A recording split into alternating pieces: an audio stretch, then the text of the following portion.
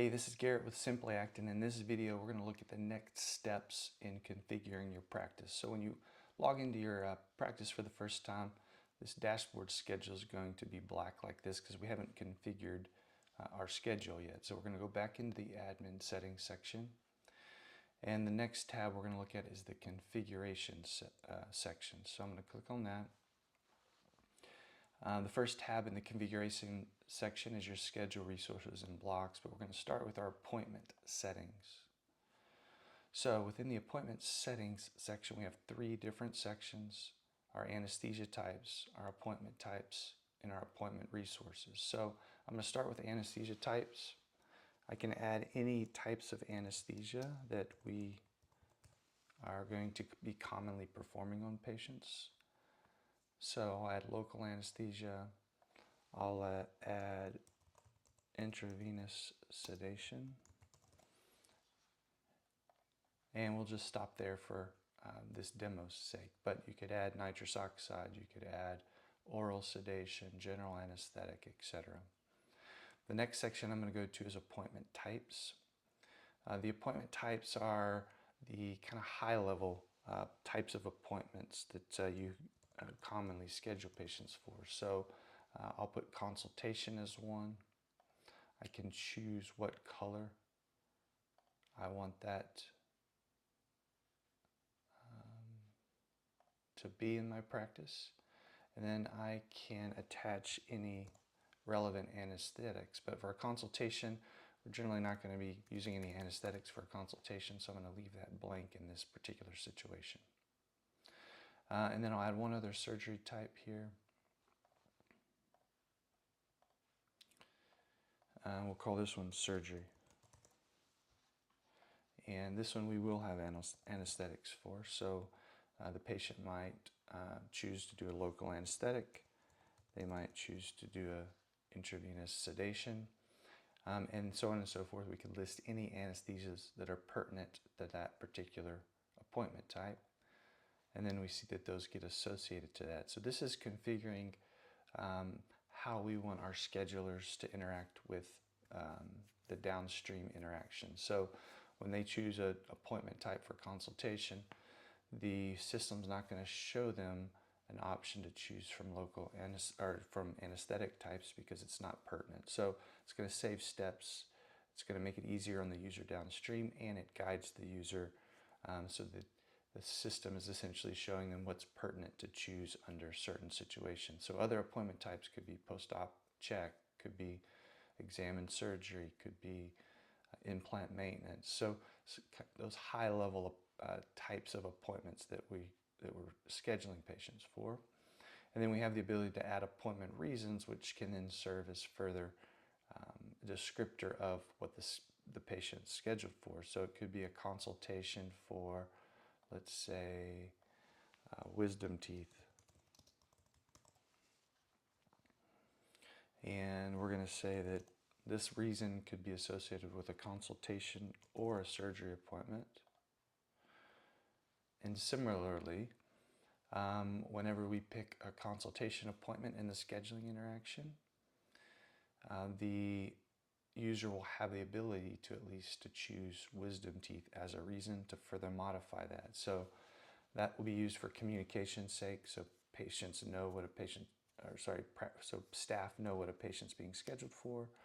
And we'll see where this is also going to be used within our notifications and some of these other dynamic functionalities that allow us to then leverage this structured data. So another appointment reason could be implant. And again, in this case, I would assign both of our current appointment types. But again, if I had a different appointment type for post-op or something like that, then I'm probably not going to associate it to an appointment reason because it's less pertinent or important. So this is how you set up the appointment types, reasons, and anesthesia types, and then we could continue on with as many appointment types or reasons as we need. So I'm going to jump back over to the second tab in this configuration section of the admin section. And this is where we can configure our schedule. So I have the ability to add a column or resource on my schedule. And in this case, let's look back. We're in Bill Jones, Jones Family Dentistry. So in this case, I'm going to add a new schedule column, and I'm going to call it, in this case, we'll just use the provider's name itself. It's for our main office location. And now we have a schedule resource. Let's say I wanted that provider to have 2 resources. And again, this could be providers, it could be operatories in the office, seats in the office, things of that nature. And then we can edit those resources at any time. So we could say that in this practice, there's only one provider, but if you had multiple providers, okay, in this resource, appointments with Bill Jones should be the only appointments that get scheduled here. And then what that'll allow us to do also is then filter this schedule. So let's say I only want to see resources for Jones Family Dentistry in general, or Bill Jones. Again, if you have multiple providers, it allows you to filter. And then within our schedule itself, we can then add, I should go back to today, we can add schedule blocks. So at the main office location for this particular resource from 8 to 8:30, let's make it recurring. We'll start with today's date and then say that it ends somewhere way down the line. And this is going to occur every Monday from every Tuesday from 8 to 8:30. We can choose a color, and we're going to say this is, let's say, a console block.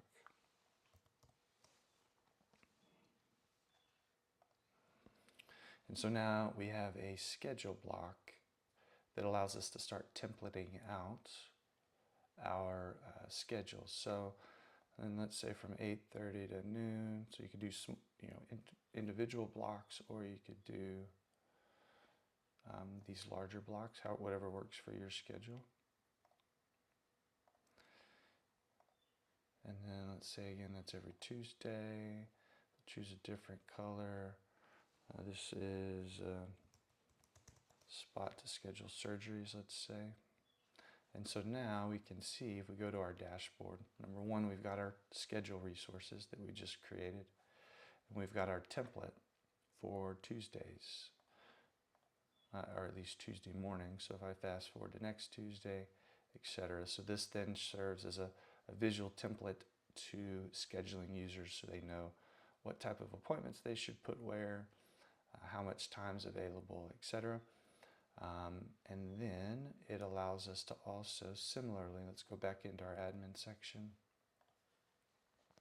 It allows us to similarly add some rules. So let's say this again could only be scheduled with a specific provider. We can do that here as well.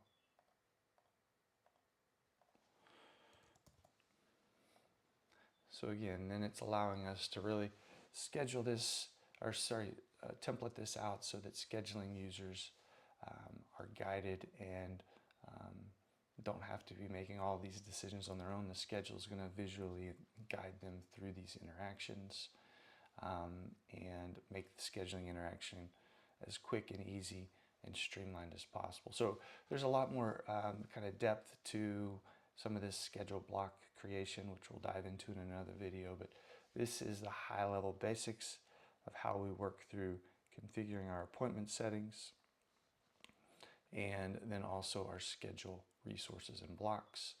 And as always, is something we dive into deeper on another follow-up call as we help you get your practice configured, but hopefully this gives you some kind of foundation context to start thinking through and working from. So we'll talk to you soon and have a great day.